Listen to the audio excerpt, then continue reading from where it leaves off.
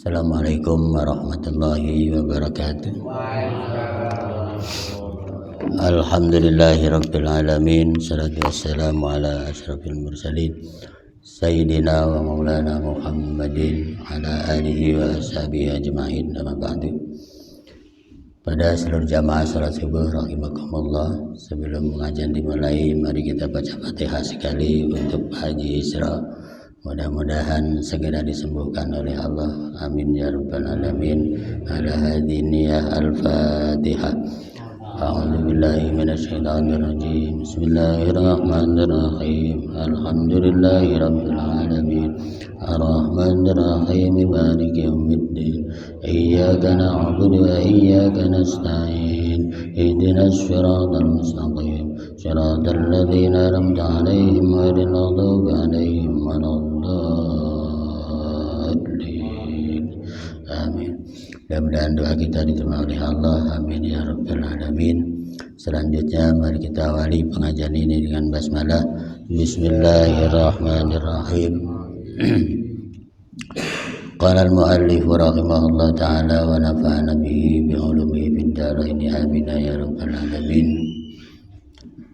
Kamalu tawadu'ihi sallallahu alaihi wasallam, tentang kesempurnaan akhlak ketawaduan Rasul.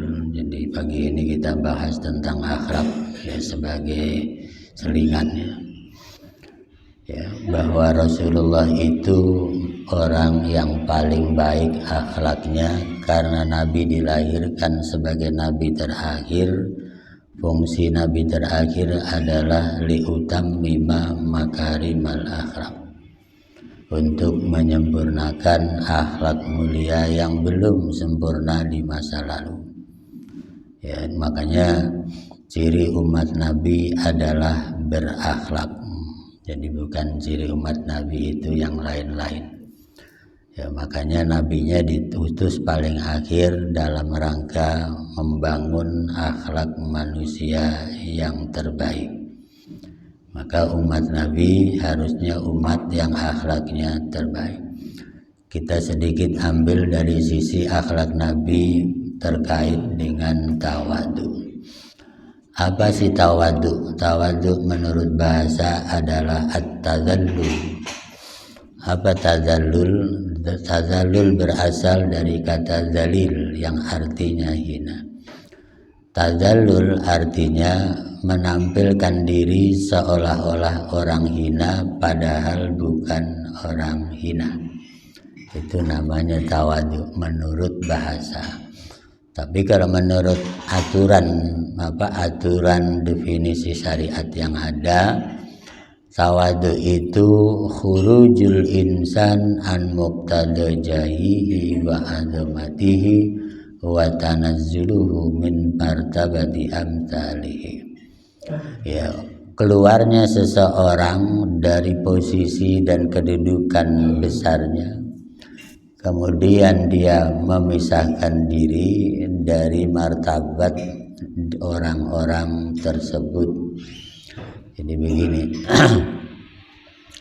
kadang-kadang kita ini hidup ketemu persoalan yang gak diduga-duga ya, kita datang ke satu tempat, rombongan orang-orang besar itu kan, kadang-kadang rombongan presiden, rombongan menteri, rombongan gubernur, rombongan kapolri, kan namanya rombongan orang-orang yang posisinya di atas ya.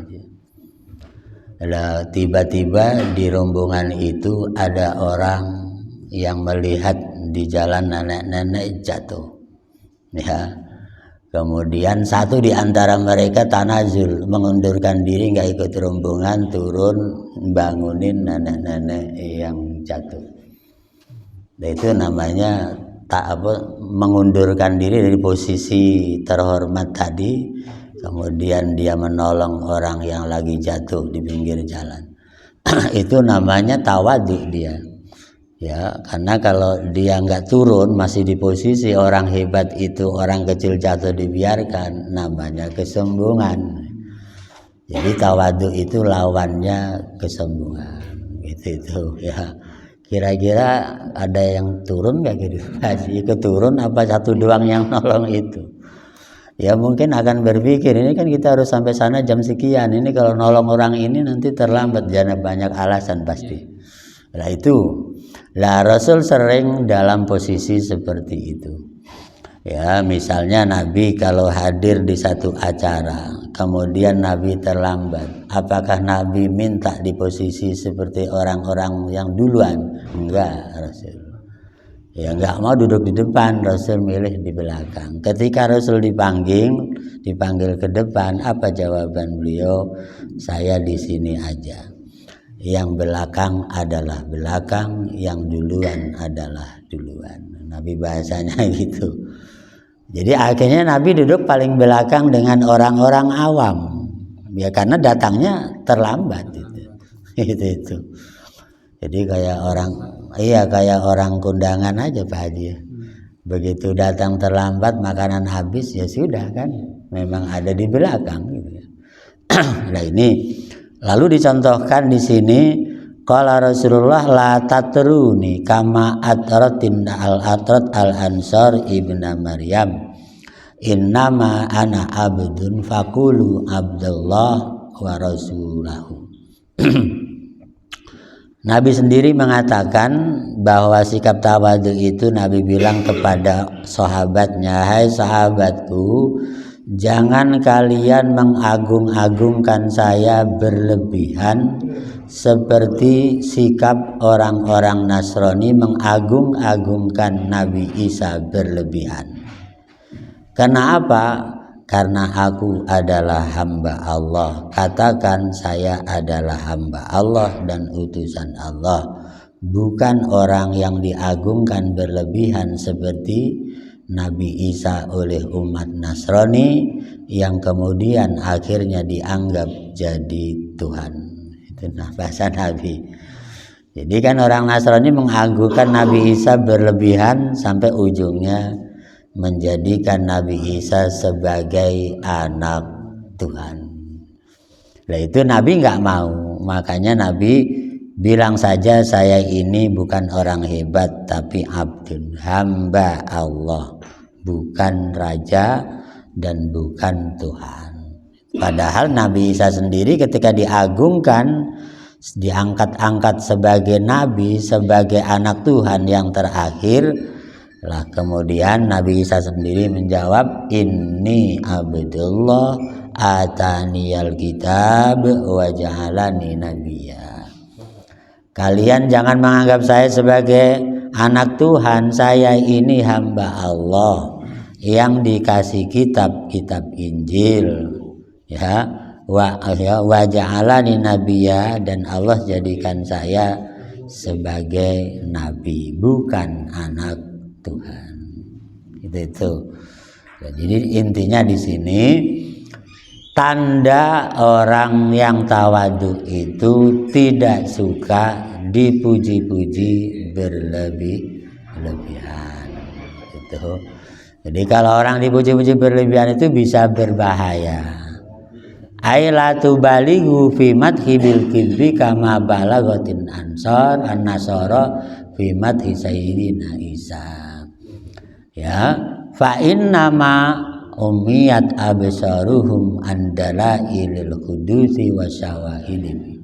Innama ana abdun faqulu abdullah. Jadi tanda orang yang tawadhu tadi kayak Rasul tidak suka disanjung-sanjung berlebihan. Itu tanda orang tawadhu. Ini cuman kadang-kadang dalam kehidupan itu susah. Ya contohlah orang nyumbang masjid paling besar, kalau nggak disebut marah-marah, enggak gitu banyak. Iya nyumbang masjid paling gede, nyumbang mushola paling gede, pengen disebut-sebut. Kalau nggak disebut-sebut marah-marah.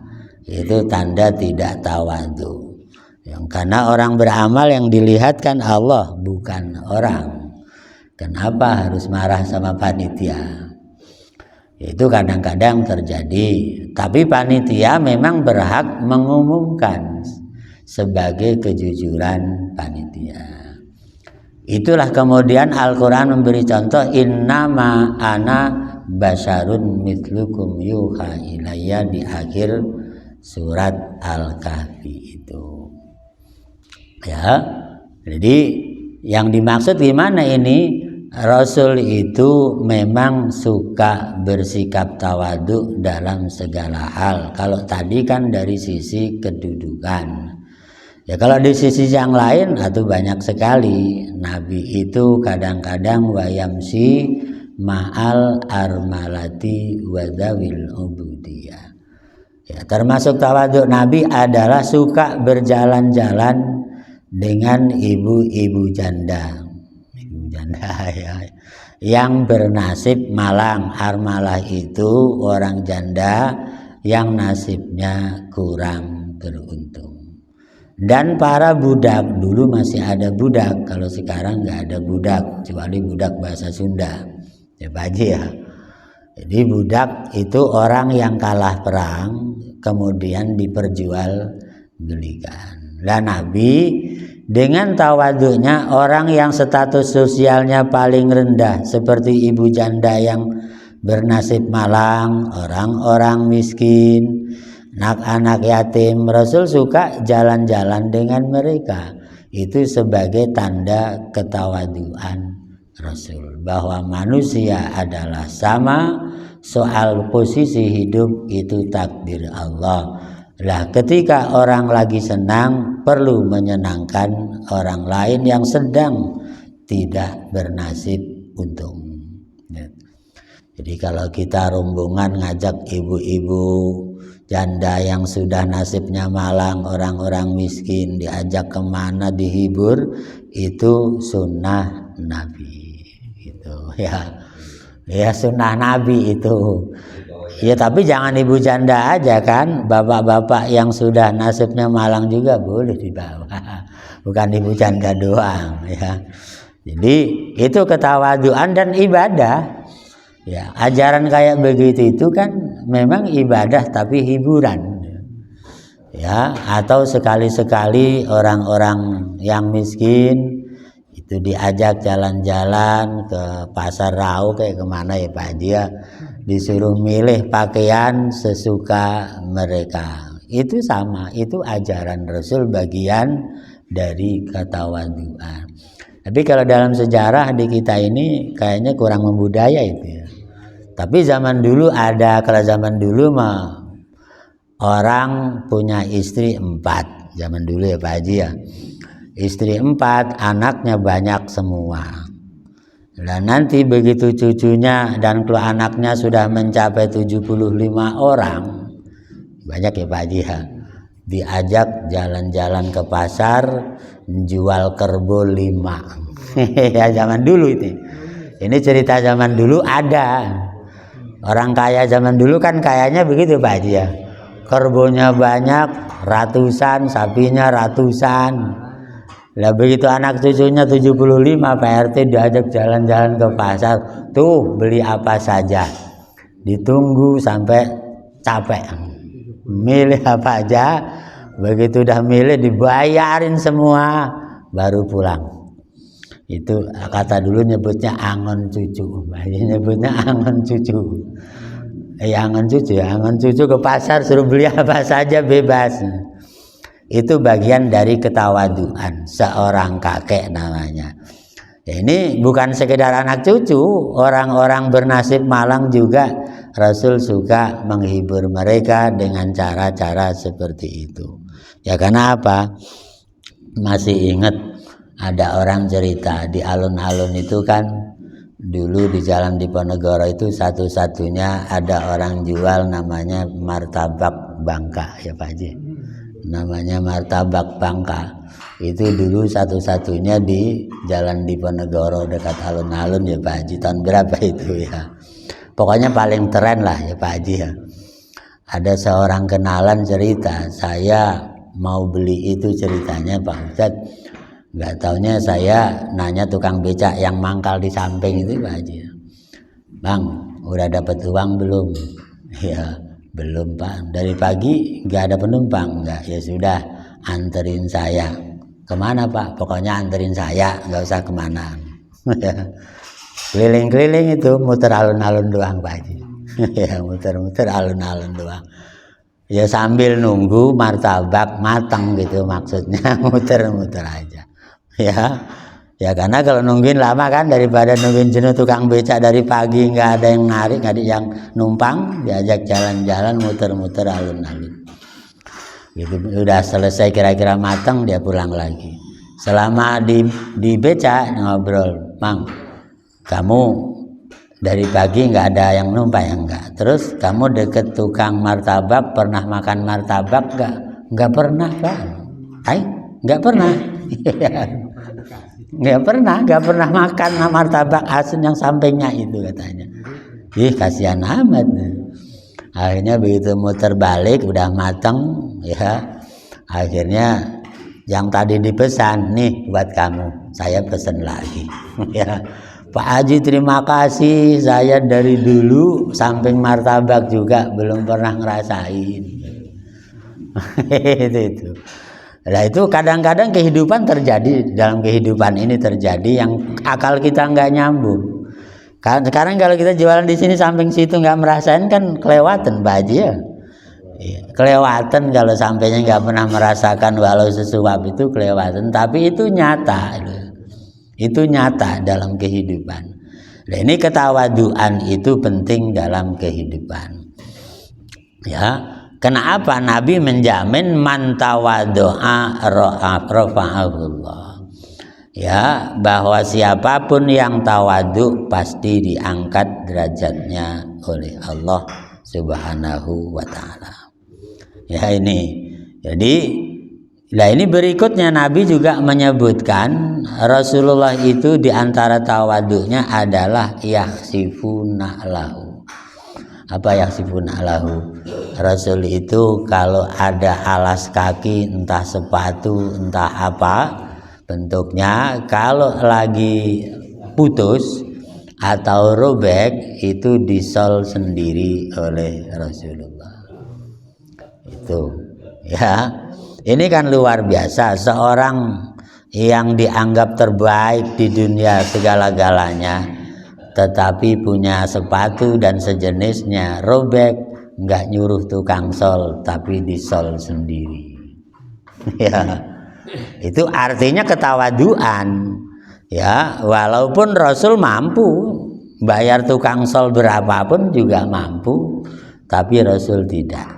Saya mencontohkan umat saya agar nanti orang-orang besar kayak saya bersikap tawadu seperti saya. Itu. Ya, cuman susah. Yang bisa niru Rasul siapa sahabat Nabi? Ya tentu Umar ibnul Khattab, menantunya. Umar bin Khattab itu ketawaduannya luar biasa, walaupun jawara tak tertandingi. Itu Umar. Umar itu pernah suatu saat jadi khotib, jadi imam di Masjid Nabawi. Kemudian terlambat jadi imam. Ya, begitu selesai habis sholat, habis zikir, dia langsung naik mimbar pidato lagi kepada jamaah. Umar minta maaf karena tadi terlambat jadi imam, jadi khotib. Karena begitu saya dari rumah sebenarnya sudah lebih awal saya datang. Pas sampai di jalan mau gerak, baju saya robek lagi. Begitu robek lagi, saya jahit lagi. Mau jalan lagi, robek lagi, saya jahit lagi. Akhirnya terlambat jadi imam, jadi khotib. Ya, kemudian di hadis Imam Bukhari disebutkan jahitannya berapa yang ditambal jubahnya Umar. Ternyata mencapai 70 jahitan. Seorang khalifah paling hebat, paling kuat, paling adil, begitu tawaduknya, bajunya saja tambalannya 70. Pak RT, sekarang ada nggak presiden bajunya tambalannya 70? Yang ada sehari ganti 70 kali.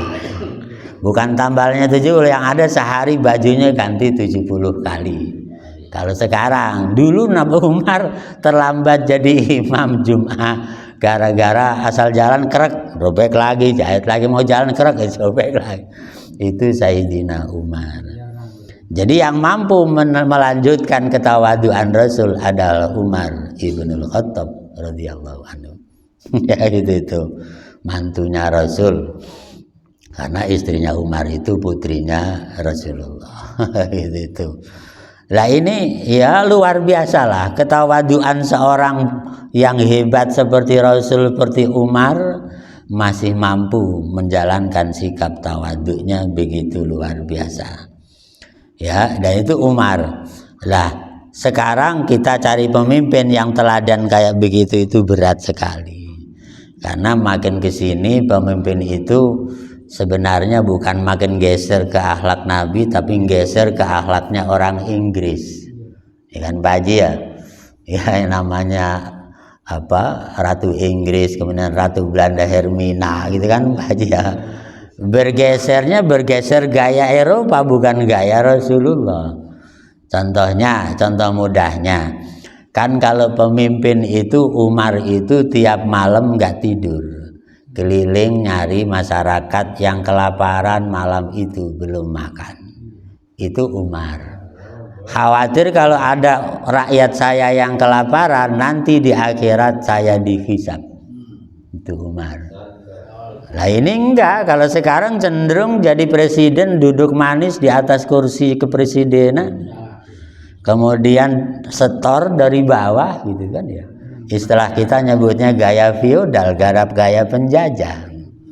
Di kantor enggak turun dari tempat duduk ke lapangan tapi nungguin orang laporan. Itu kan gaya feodal bukan Pak Agus ya? Kalau Rasul enggak ke lapangan.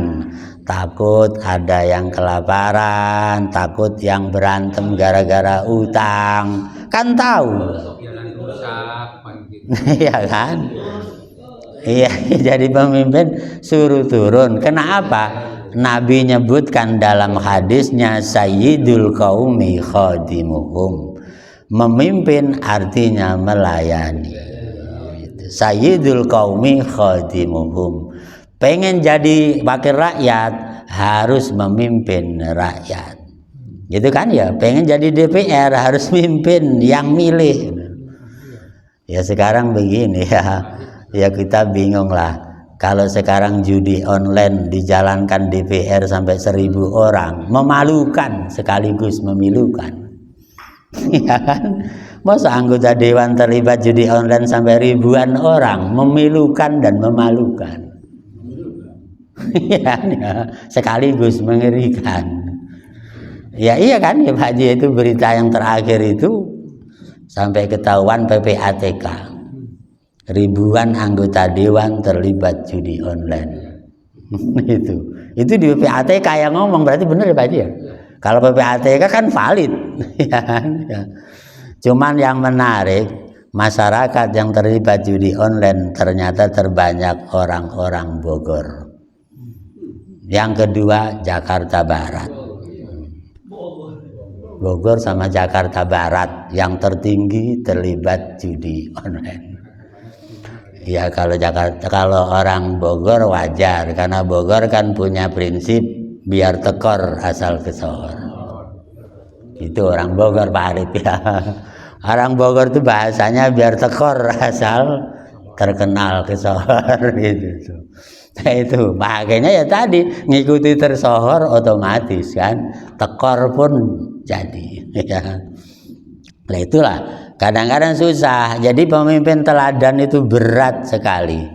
Jadi kalau keluhan Menteri Keuangan Sri Mulyani, saya ini capek tiap hari ditawarin judi online.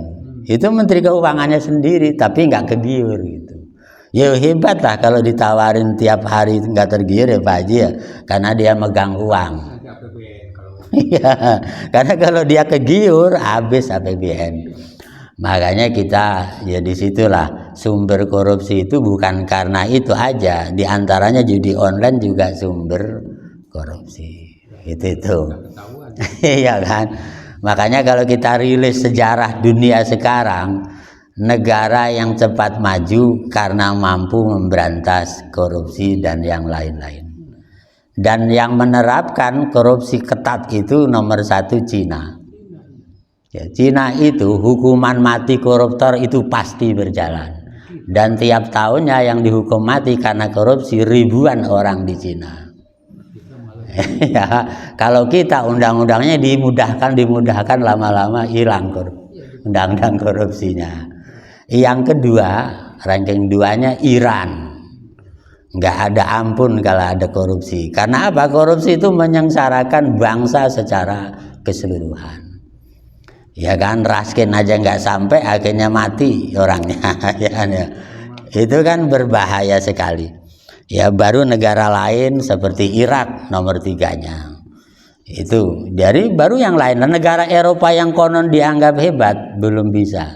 Makanya Cina majunya melejit, ngalahin Amerika perang dagangnya. Karena tadi nggak ada ampun kalau korupsi karena ngerusak bangsa secara keseluruhan. Ya cuman tadi kalau Malaysia kan hukumnya ada yang digantung segala macam. Ya itu. Nah ini seorang pemimpin tawadu itu keniscayaan yang diajarkan oleh Rasulullah Shallallahu Alaihi Wasallam. Ya, kemudian Umar juga pernah mencontoh begini. Umar itu pernah akan kunjung dari Madinah ke Syria. Jauh kan ya, Madinah ke Syria kan lumayan jauh ya. Lah itu Umar kan biasa naik onta. Lah Umar kan ada ajudan yang nuntun onta, ya kan. Kalau dulu kan onta dinaikin ada yang nuntun supaya jalannya lempeng gitu maksudnya. Lah Umar begitu, pas mau datang sampai ke arah Syria gantian. Kata Umar, udah kamu yang naik gantian, kamu nuntun capek, saya yang nuntun, kata Umar. Ya, jadi orang pengawalnya itu suruh naik, Umar yang nuntun, gantian capek. Nanti gantian lagi kalau saya capek, saya yang naik, kamu yang nuntun lagi. Pas sampai ke Syria tempat yang dikunjungi sebagai presiden khalifah kan, pas giliran sampai ke Syria, giliran Umar yang nuntun lagi. Waduh. Lah kata orang yang jemput khalifah, ya Allah kok Anda yang nuntun? Lah kan kebetulan giliran saya sampai di sini. Ya nggak boleh begitu khalifah, nggak bisa. Allah itu memandang akhlaknya, nggak memandang kenyataannya. Ya, saya tidak akan hina karena saya giliran di bawah. Karena yang dipandang Allah adalah ketawaduan saya, bukan sekarang sedang apa saya. Itu Umar gak gengsi sampai sana pas giliran nuntun itu gak gengsi, gak malu Sayyidina Umar. Dia menjawab bahwa kebenaran Allah yang melihat, bukan manusia yang melihat. Itu ketawaduan kayak begitu. Artinya kalau kita misalnya jadi kepala bagian, jadi apa saja punya supir pribadi, kalau kira-kira supirnya capek ngantuk digantiin juga nggak apa-apa. Itu maksudnya ya kan. Jangan mentang-mentang supir pribadi disuruh nyupir terus, akhirnya ngantuk, nabrak, ya malah jadi bahaya. Walaupun punya supir pribadi, sekali-sekali kalau capek kita gantiin, walaupun nggak lama kan Pak Haji ya. Itu bagian dari akhlak tawadu yang diajarkan Rasulullah Shallallahu Alaihi Wasallam. Itu ya, dan kalau orang mau belajar dengan ketawaduan itu pasti jadi orang hebat. Karena ada seorang pembantu kemudian menggantikan Perdana Menteri. Luar biasa kan? Di Inggris, negara yang maju, pernah punya Perdana Menteri pembantu Perdana Menteri. Jadi pembantu Perdana Menteri, begitu Perdana Menteri turun, pembantunya naik jadi menteri, Perdana Menteri. Yang namanya John Major. John Major itu jadi Perdana Menteri menggantikan Thatcher. Thatcher itu Perdana Menteri Inggris. Begitu dia turun, John Major pembantunya ini naik jadi Perdana Menteri. Ya karena Inggris itu walaupun negara maju nggak pusing dengan ijazah. Inggris itu negara maju tapi ijazah nggak diperlukan. Itu bagus ya. Karena lihat tadi John Major nggak punya ijazah orang pembantu. Ya, tapi karena dia ngikutin Perdana Menteri, ilmunya diambil terus sampai pinter, lah Perdana Menteri turun dia menggantikan tanpa ijazah. Itu Inggris. Lah kita kan dikit-dikit ijazah Pak Haji Arif ya. Dikit-dikit ijazah, sampai tukang sapu ditanyain ijazah gitu ya Pak Haji. Ya benar Pak RT ya, dikit-dikit ijazah. Iya, sampai dulu akhirnya ijazahnya dipalsu. Akhirnya terjadilah STIA, tapi STIA yang sindiran Pak Haji ya. STIA, sekolah tidak ijazah ada. Akhirnya terjadi STIA, sekolah tidak ijazah ada. Ya kan ya. Sampai pernah terjadi di Kudus, Jawa Tengah sana. Dulu itu kan susah ya. Orang ziarah ke makam Sunan Kudus itu kan banyak yang minta-minta. Dulu pernah Pak Haji, banyak yang minta-minta orang ziarah itu. Ya kata wali kota Kudus, malu-maluin saya wali kota, rakyat saya jadi pengemis minta-minta di makam Sunan Kudus katanya. Wah, akhirnya yang minta-minta dicidukin semua sama wali kota, digiring ke pabrik-pabrik rokok. Karena Kudus kota industri, kenapa ada rakyat saya yang minta-minta? Wah, akhirnya digotong semua ke pabrik-pabrik rokok Pak Haji. Yang Jarum, yang Sukun, yang Jambu Bol, semua ada kan di sana. Udah kerja sana, kata direkturnya.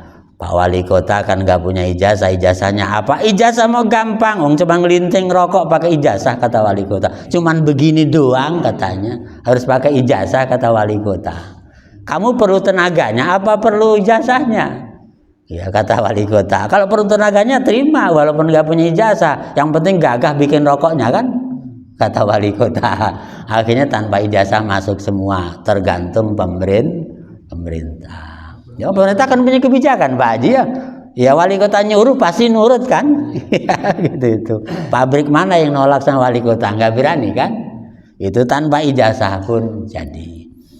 Cuman gitulah, kadang-kadang kita ini bikin undang-undang, sebagian jalan sebagian tidak. Ya kayak sekarang zonasi masuk sekolah, kadang jalan kadang enggak ya. Itu rumahnya samping SMP tapi nggak boleh masuk di SMP samping rumahnya, alasannya zonasi. Ya ribut lagi kan ya, ini sekolahan ini rumah nggak boleh karena ini sekolahan, ini jalan, ini rumah.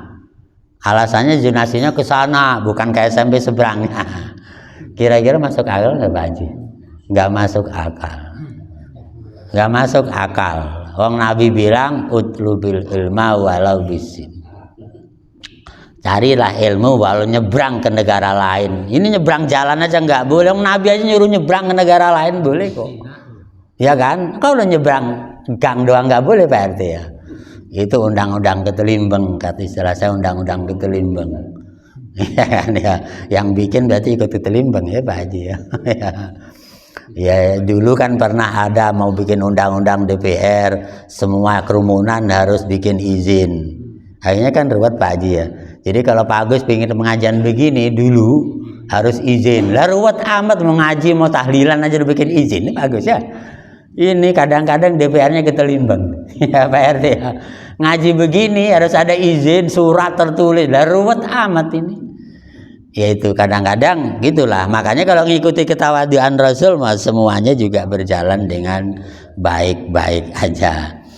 Nah itu. Nah kemudian Rasul juga di antara ketawaduannya disebutkan lagi bahwa Nabi itu lebih suka ya makan bersama dengan orang-orang du'afa itu. Kenapa? Kalau orang makan dengan kaum du'afa itu enak Pak ya. Bacakan namanya. Pak Agus beli sayur asem lah apalah habis lah kira-kira 50.000 Pak Agus ya. Undang orang-orang miskin makan bareng, senangnya luar biasa, walaupun cuma 50.000, itu kan ya, lah ya kan gitu itu, iya, sampai ada orang bilang, saya itu Pak Ustadz kalau datang ke pesantren Nurul Fikri, saya bawa makanan yang sifatnya makanan kampung, singkong goreng, apalagi Pak Haji, ya makanan kampung, singkong goreng, ubi goreng. Masuk pesantren Nurul Fikri nggak ada yang lirik Pak Agus. Ya karena yang masuk orang kaya semua kan Pak Haji Nurul Fikri. Begitu saya belokkan ke pesantren Salafi di Ciomas berhabis Pak. Beda kan ya? Beda. Bawa makanan Nurul Fikri yang pakaran kampung nggak diterima, dilirik juga nggak. belok santan salafi langsung habis Pak. Ya, di situ yang tawadhu yang mana kira-kira? Ayo. Ya, kok ini jadi pesantren ada di kesombongan? Harusnya pesantren yang tadi itu ya bagus ya. Itu karena pesantren itu dari dulu juga lambang ketawaduan, ya kan? Karena pesantren itu dari dulu lambang kesederhanaan sejak berdirinya. Gitu kan? Contohnya kalau kita ditanya pondok pesantren yang tertua di Indonesia mana? Kita akan jawab pesantrennya Sunan Ampel Surabaya. Karena Sunan paling tua Sunan Ampel, maka pesantren tertua buatan Sunan Ampel Surabaya. Sekarang jadi Masjid Agung dan Perpustakaan Kota Surabaya, ya, dengan universitas di sampingnya. Itu pesantren tertua, ya, karena zaman itu beliau duduk ngajarin anak-anak tetangga, sana ngaji, sini ngaji, sana ngaji, sini ngaji. Begitu ada yang jalannya jauh, kata beliau jangan pulang, nginep aja, dibikinin kamar samping rumah, dibikinin kamar samping rumah, karena kalau pulang seharian baru sampai, udah nggak usah pulang. Makannya Pak Kiai, makan jaminan saya. Itu Kiai dulu bagus ya, Sunan Ampel. Jadi santri itu bukan bayar, tapi dijamin makannya, udah ngaji aja di sini dibikinin kamar sama saya. Ya, nanti makin banyak bangun sebelah kiri. Nambah lagi bangun sebelah kanan, nambah lagi sebelah kiri. Jadi rumah di tengah nyayap.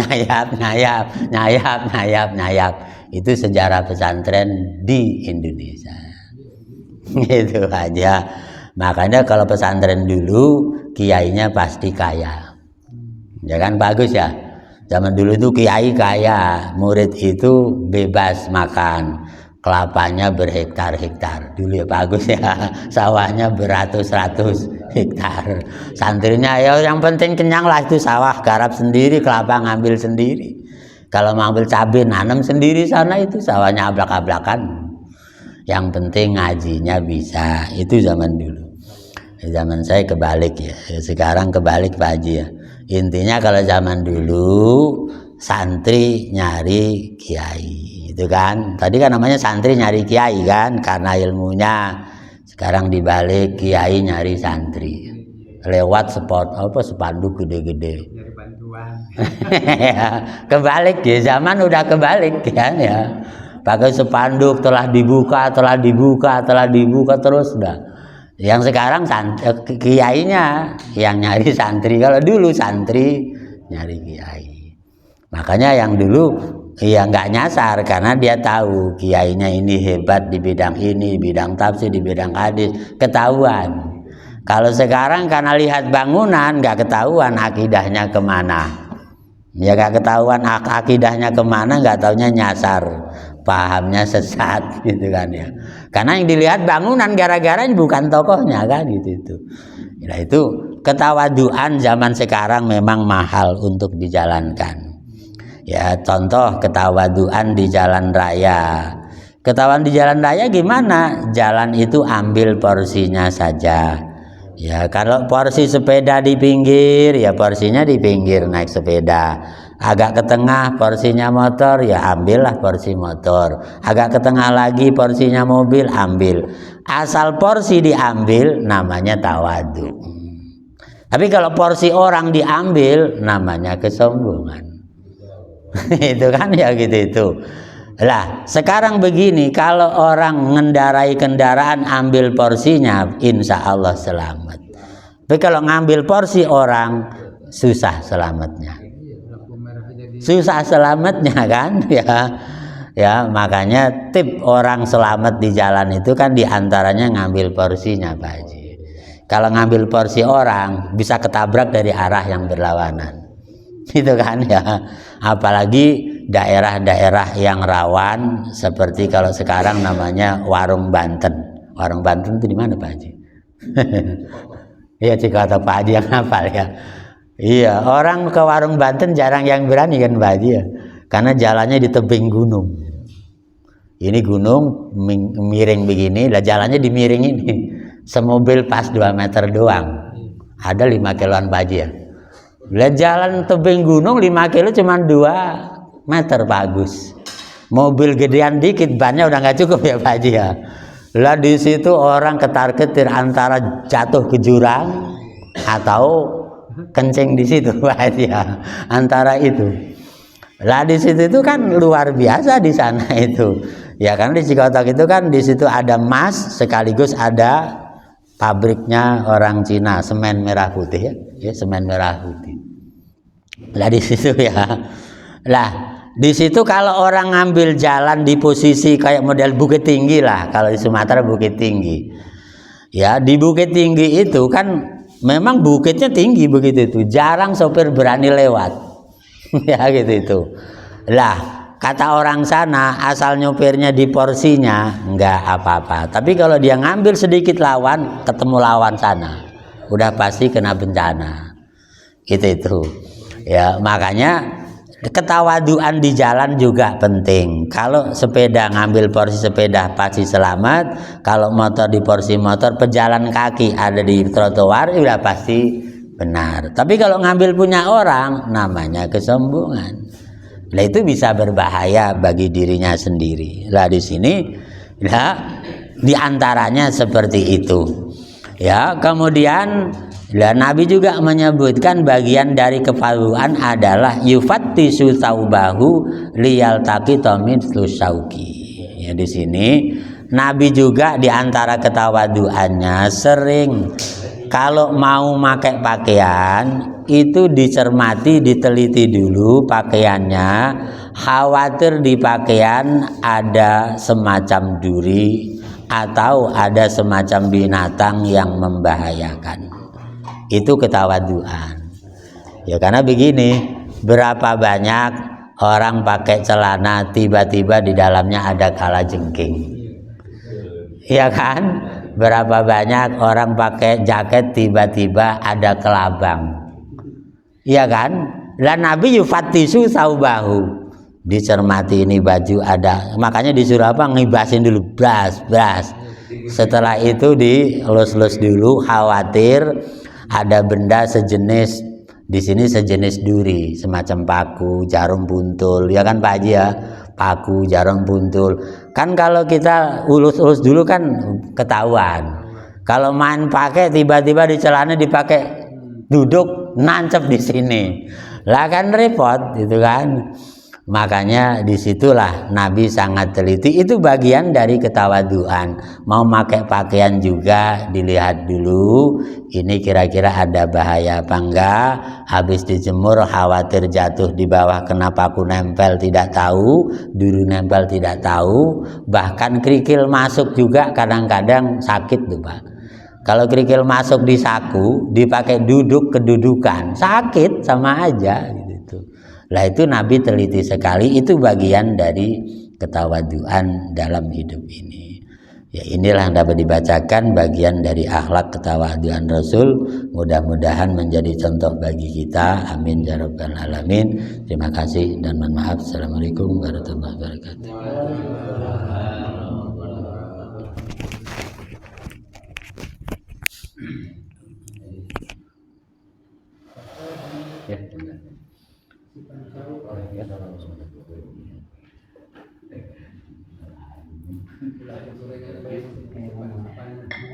Iya.